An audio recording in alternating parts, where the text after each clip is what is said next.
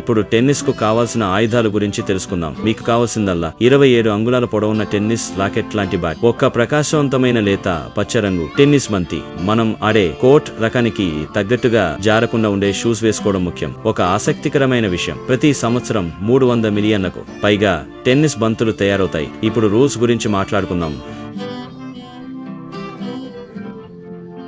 Tennis singles లో ఒకరికి ఒకరు మాత్రమే ఉంటారు. డబుల్స్ కి మాత్రం ఈ ఇద్దరు ఆడతారు. మీ లక్ష్యం బంతిని నెట్ మీదుగా కొట్టాలి.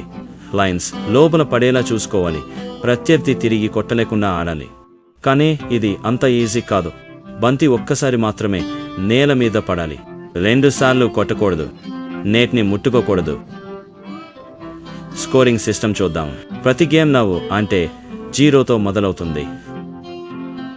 తర్వాత పాయింట్లు వరుసగా 15, 30, 40 గేమ్.